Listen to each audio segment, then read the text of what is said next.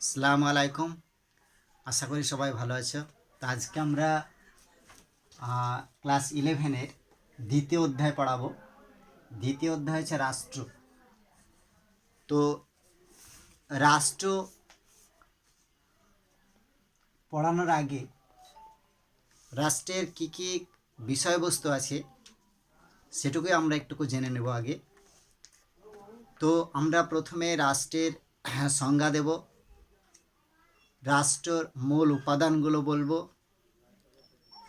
কিভাবে রাষ্ট্র তৈরি হয়েছে, বিভিন্ন মতামত আছে, যেমন ঐশ্বরিক মতবাদ আছে, বল প্রয়োগ মতবাদ আছে, বিবর্তনবাদ আছে, সামাজিক চুক্তি মতবাদ আছে। এসবগুলো আমরা পরে ধাপে ধাপে আলোচনা করব। তো আজকে আমাদের আলোচ্য বিষয় হচ্ছে রাষ্ট্র। তাহলে রাষ্ট্রের সংজ্ঞাটাই আগে বলি, কি রাষ্ট্রের সংজ্ঞা আছে। তো রাষ্ট্রের কি সংজ্ঞা আছে এই সংজ্ঞাটাই আলোচনা করি প্রথমেই, তারপরে মূল উপাদানগুলো বলবো। তো রাষ্ট্র হচ্ছে রাষ্ট্রবিজ্ঞানের কেন্দ্রীয় বিষয়,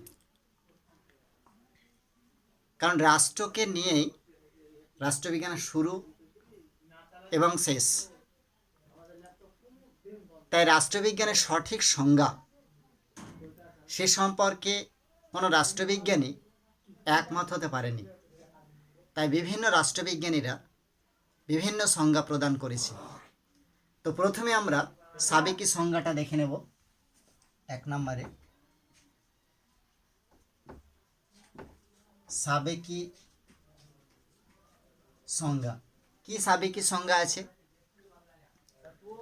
রাষ্ট্রবিজ্ঞানের জনক আমরা আগেই জানি, আমরা আগের অধ্যায়ে আলোচনা করেছি। অ্যারিস্টটলের মতে রাষ্ট্র হলো স্বাবলম্বী ও পূর্ণাঙ্গ জীবনযাপনের উদ্দেশ্য সংগঠিত কয়েকটি পরিবার ও গ্রামের সমষ্টি। তো প্রাচীন গ্রীসের নবরাষ্ট্রের পটভূমিকা অ্যারিস্টটলের দেওয়া এই সংজ্ঞা বর্তমান যুগেও কিন্তু আধুনিক রাষ্ট্রের পক্ষে প্রযোজ্য নয়। তার কারণ রাষ্ট্র সবসময় পরিবর্তনশীল। এই যুগে স্বাবলম্বী ও পূর্ণাঙ্গ রাষ্ট্র অস্তিত্ব খুঁজে পাওয়া যায় না। তাই সাবেকি সংজ্ঞা যে দিয়েছি অ্যারিস্টটল, সেই সংজ্ঞা কিন্তু এখন আর কার্যকরী হবে না।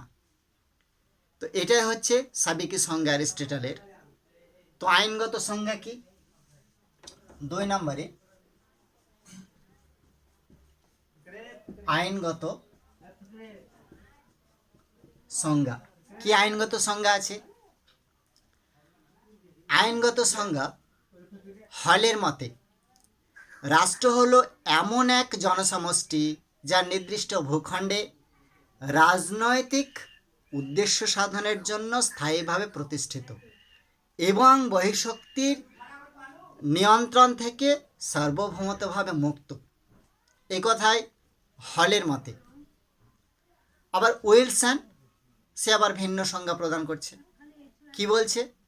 কোনো নির্দিষ্ট ভূখণ্ডে আইন প্রতিষ্ঠার জন্য সংগঠিত জনসমষ্টি হলো রাষ্ট্র। তাহলে এটা গেল আইনগত সংজ্ঞা।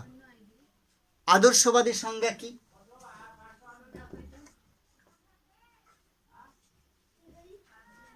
আদর্শবাদী সংজ্ঞা। কি আদর্শবাদী সংজ্ঞা আছে? কান্ট ও হেগেল উভয়ই রাষ্ট্রকে এক সর্বাত্মক ঐশ্বরিক কর্তৃত্ব সম্পন্ন অতি মানবীয় নৈতিক প্রতিষ্ঠান রূপেই কিন্তু তারা অভিহিত করেছিলেন। তো এটাই হচ্ছে হলদের মূল বক্তব্য। আধুনিক সংজ্ঞা কি হবে?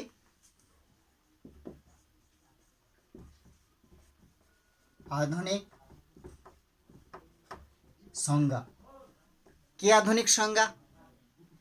আধুনিক আচরণবাদী চিন্তাবিদরা রাষ্ট্রের প্রচলিত সংজ্ঞাবলীকে মেনে নিতে তারা চাননি। তারা কি বলেছে?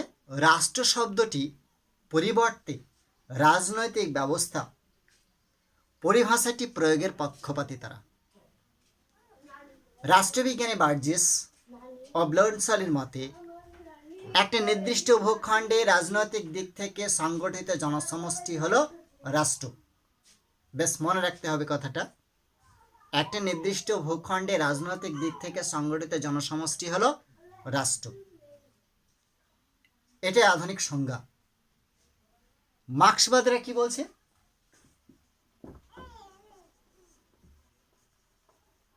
মার্ক্সবাদী সংজ্ঞা কি? মার্ক্সবাদী সংজ্ঞা আছে। মার্ক্সবাদীরা রাষ্ট্রের সংজ্ঞা নির্দেশ করতে গিয়ে বলেছেন যে রাষ্ট্র হলো শ্রেণী শোষণের এক হাতিয়ার। মার্ক্সবাদীদের সংজ্ঞাটা একটু ভিন্ন ধরনের। তারা কি বলছে? রাষ্ট্র হলো শ্রেণী সংগ্রামের বা শ্রেণী শোষণের এক হাতিয়ার। এক শ্রেণী কর্তৃক অন্য শ্রেণীর উপর প্রভুত্ব বজায় রাখার প্রতিষ্ঠান।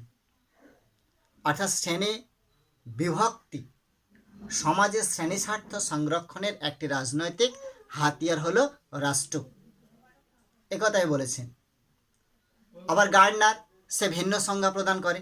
গার্ডের মতে রাষ্ট্র হলো সাধারণভাবে বৃহৎ এক জনসমষ্টি যার নির্দিষ্ট ভূখণ্ডে স্থায়ীভাবে বসবাস করা বা বহিঃশক্তি নিয়ন্ত্রণ থেকে সম্পন্ন বা প্রায় মুক্ত হওয়া একটি সুসংগঠিত সরকার। সেই সরকারই হচ্ছে রাষ্ট্র। এটাই হলো রাষ্ট্রের সংজ্ঞা। এবার আমরা রাষ্ট্রের সংজ্ঞা আমরা দিলাম। অনেকজন অনেক রাষ্ট্রবিজ্ঞান অনেক মত দিয়েছে রাষ্ট্রের সংজ্ঞা সম্পর্কে। এবার আমরা দেখে নেব রাষ্ট্রের মূল উপাদান কি, অর্থাৎ রাষ্ট্রের অপরিহার্য উপাদান কোনগুলো, অর্থাৎ রাষ্ট্রের বৈশিষ্ট্য বা কি। তো আমরা উপাদান নিয়ে আলোচনা করব। আমরা অনেক সংজ্ঞা প্রদান করলাম, সাবেকি সংজ্ঞা, আইনগত সংজ্ঞা, আদর্শবাদী সংজ্ঞা, আধুনিক সংজ্ঞা, মার্ক্সবাদী সংজ্ঞা। এবার আমরা তার মূল উপাদানগুলোকে দেখে নেব, অর্থাৎ রাষ্ট্রের মূল উপাদান কি আছে। উপাদান, যে উপাদান ছাড়া রাষ্ট্র সম্ভব নয়, সেই উপাদান। তো প্রথমেই আমরা জানবো যে রাষ্ট্র সম্পর্কে গার্ডনারের দেওয়া যে সংজ্ঞা, সেই সংজ্ঞার উপাদান হিসাবে সে প্রথমে বলেছে জনসমষ্টির কথা, যে চারটি অপরিহার্য উপাদান বৈশিষ্ট্য সাধন করেছে। সেগুলোর মধ্যে প্রথমে হচ্ছে জনসমষ্টি, নির্দিষ্ট ভূখণ্ড, সরকার এবং সার্বভৌমত্ব। এটা গার্ডনারের সংজ্ঞা অনুযায়ী রাষ্ট্রের চারটি উপাদান: জনসমষ্টি, নির্দিষ্ট ভূখণ্ড, সরকার এবং সার্বভৌমত্ব। এছাড়াও আরও অন্যান্য উপাদান কিন্তু আছে, আমরা পরে ওটা আলোচনা করছি। তো প্রথমে যেটা আলোচনা করব গার্ডনারের সংজ্ঞা অনুযায়ী জনসমষ্টি। তো এক নম্বর উপাদান কি?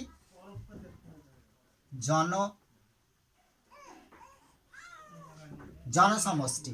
কি জনসমষ্টি? রাষ্ট্রের মূল উপাদান হচ্ছে জনসমষ্টি। জনসমষ্টি ছাড়া রাষ্ট্র সম্ভব নয়। তাই জনগণের কল্যাণের জন্যই রাষ্ট্র কিন্তু গঠিত হয়। তাই জনগণকে বাদ দিয়ে রাষ্ট্র কল্পনা করাও যাবে না। তো আধুনিক রাষ্ট্রের জনসমষ্টিকে সাধারণত তিন ভাগে ভাগ করা হয়। কি কি? নাগরিক,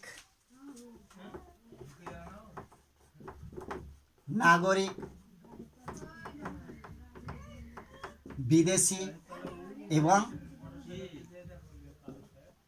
প্রজা। এই তিন ভাগে ভাগ করা হয়। নাগরিক, বিদেশি এবং প্রজা। যারা রাষ্ট্রে স্থায়ীভাবে বসবাস করে, রাষ্ট্রের প্রতি আনুগত্য প্রদর্শন করে এবং আইনসঙ্গতভাবে রাষ্ট্র প্রদত্ত যাবতীয় সুযোগ সুবিধা এবং অধিকার ভোগ করে থাকেন, তাদেরকে বলা হয় নাগরিক। আবার অন্যদিকে রাষ্ট্রের মধ্যে যেসব ভিনদেশী নাগরিক সাময়িকভাবে বসবাস করে, তো সেইগুলাকে বলা হয় বিদেশি। প্রত্যেকটা মনে রাখতে হবে। আর বিদেশে শাসনের অধীনে বসবাসকারী জনগণকে বলা হয় প্রজা। তাহলে এই তিন ধরনের থাকবে। তো এই জনসমষ্টি ছাড়া রাষ্ট্র কল্পনা করা কিন্তু সম্ভব নয়। দুই নম্বর উপাদান নির্দিষ্ট ভূখণ্ড। ভূখণ্ড ছাড়া অর্থাৎ স্থায়ী বসবাস ছাড়া রাষ্ট্র সম্ভব নয়। তার নির্দিষ্ট ভূখণ্ড অবশ্যই প্রয়োজন। নির্দিষ্ট ভূখণ্ড হল রাষ্ট্রের দ্বিতীয় অপরিহার্য উপাদান। জনসমষ্টি বসবাসের জন্য একটি ভৌগোলিক সীমানা বিশিষ্ট নির্দিষ্ট ভূখণ্ড থাকা প্রয়োজন। সেই ভূখণ্ড ছোটও হতে পারে, আবার বড়ও হতে পারে। তো এই ভূখণ্ড হচ্ছে রাষ্ট্রের আরেকটা উল্লেখযোগ্য উপাদান। 3 নম্বর, সরকার। রাষ্ট্র সম্পূর্ণভাবে একটি তাত্ত্বিক ধারণা। বিমূর্ত রাষ্ট্রের বাস্তব রূপ হলো সরকার। কার্যক্ষেত্রে রাষ্ট্র বলতে আমরা সরকারকেই বুঝি। অধ্যাপক গার্ডনারের মতে রাষ্ট্রের প্রতিনিধি বা যন্ত্র হলো এই সরকার। সরকারকে দেখা যাবে না, এটা একটা তাত্ত্বিক ধারণা। তো রাষ্ট্র পরিচালনার দায়িত্বশীল বা দায়িত্ব পালনকারীদের সাধারণভাবে সরকার বলা হয়, অর্থাৎ যারা আমলা থাকি, সরকারি কাজে যারা নিযুক্ত থাকি, তারাই হচ্ছে সরকারের কাজ পরিচালনা করে, সেইটাকে নিয়ে হচ্ছে সরকার। সরকার বিভিন্ন রকম হতে পারে, যেমন গণতান্ত্রিক, সমাজতান্ত্রিক, একনায়কতান্ত্রিক বা এককেন্দ্রিক, যুক্তরাষ্ট্রীয় রাষ্ট্রপতি শাসিত, মন্ত্রী পরিষদ চালিত, বিভিন্ন ধরনের হতে পারে। আর কি 4 নম্বর হচ্ছে সার্বভৌম। সার্বভৌমত্ব হচ্ছে রাষ্ট্রের মূল উপাদান। সার্বভৌমত্ব, অধ্যাপক গেটেনের মতে সার্বভৌমত্ব হলো রাষ্ট্রের ভিত্তি। সরকারকে রাষ্ট্রের মাথা বলা হয়, সার্বভৌমকে রাষ্ট্রের প্রাণ বলা হয়। তো অধ্যাপক গেটেলের মতে সার্বভৌমত্ব হলো আধুনিক রাষ্ট্রের ভিত্তি। অনেকেই মনে করেন রাষ্ট্রের মস্তিষ্ক যদি সরকার হয় তবে তার প্রাণ হচ্ছে সার্বভৌমত্ব, অর্থাৎ সার্বভৌমত্ব ছাড়া রাষ্ট্র কিন্তু সম্ভব নয়। তার কারণ আমরা দেখেছি 1947 সালের আগে ভারতবর্ষ রাষ্ট্র ছিল না। তার কারণ সব ছিল, জনসমষ্টি ছিল, নির্দিষ্ট ভূখণ্ড ছিল, সরকার ছিল, ছিল নাকি সার্বভৌমত্ব ছিল না, স্বাধীনতা ছিল না। তো যখন মানুষ স্বাধীনতা পেল ভারতবর্ষে, তখনই কিন্তু ভারত রাষ্ট্র হিসাবে স্বীকৃতি পেয়েছিল। তার আগে কিন্তু সে রাষ্ট্র ছিল না। এবং আরও কিছু অন্যান্য বৈশিষ্ট্য আছে বা উপাদান আছে, যেমন স্থায়িত্ব। স্থায়িত্ব প্রয়োজন। একটা রাষ্ট্রের পক্ষে স্থায়িত্ব ভীষণ জরুরি। যে রাষ্ট্রের কোনো স্থায়িত্ব নেই তাকে রাষ্ট্রই বলা যায় না। তাহলে রাষ্ট্র হতে গেলে তার স্থায়িত্ব হতে হবে।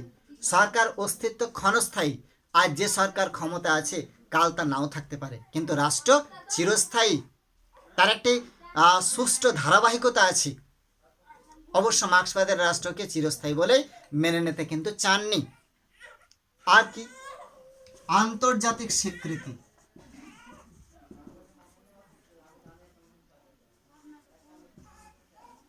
আন্তর্জাতিক স্বীকৃতি, নির্দিষ্ট ভূখণ্ড, জনসমষ্টি, সরকার, সার্বভৌমত্ব, স্থায়িত্ব থাকলেই হবে না। রাষ্ট্র হতে গেলে কি লাগবে? আন্তর্জাতিক স্বীকৃতির প্রয়োজন। রাষ্ট্রের একটি অন্যতম বৈশিষ্ট্য হচ্ছে আন্তর্জাতিক স্বীকৃতি।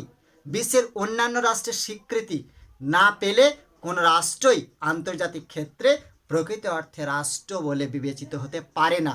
তাহলে অন্যান্য অর্থাৎ রাষ্ট্রের সম্মতির প্রয়োজন, অর্থাৎ স্বীকৃতির প্রয়োজন। আর 7 নম্বর কি?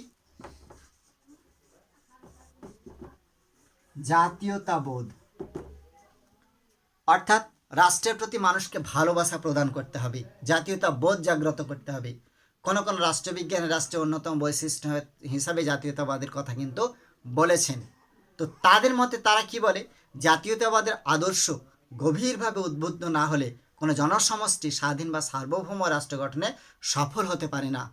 তাই অবশ্যই জাতীয় চেতনার বিকাশের ধারণা কিন্তু স্বতন্ত্রভাবে থাকতে হবে মানুষকে, তবেই সেটাকে রাষ্ট্র হিসাবে স্বীকৃতি দেওয়া হবে। তাহলে আমরা রাষ্ট্রের সংজ্ঞা বললাম, রাষ্ট্রের উপাদানগুলো বললাম কি? জনসমষ্টি, নির্দিষ্ট ভূখণ্ড, সরকার, সার্বভৌমত্ব, স্থায়িত্ব, আন্তর্জাতিক স্বীকৃতি, জাতীয়তাবোধ। তাহলে এই সবগুলো উপাদান থাকবে, তবে একটা পূর্ণাঙ্গ রাষ্ট্র হিসাবে স্বীকৃতি পাবে, নচেত কিন্তু রাষ্ট্র হবে না।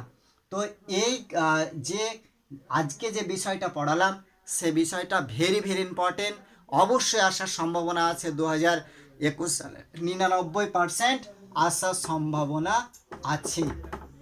তো অবশ্যই এখানে একটা নোট তৈরি করতে হবে। কি নোট তৈরি করতে হবে? রাষ্ট্র কাকে বলে বা রাষ্ট্রের সংজ্ঞা দাও, রাষ্ট্রের মূল উপাদানগুলি কি বা রাষ্ট্রের মূল বৈশিষ্ট্যগুলি কি। এই বিভিন্নভাবে কোশ্চেন আসতে পারে, কিন্তু উত্তরগুলো এই সব পয়েন্টগুলোকে নিয়েই কিন্তু হবে। তাই যে পর্যন্তই, থ্যাংক ইউ।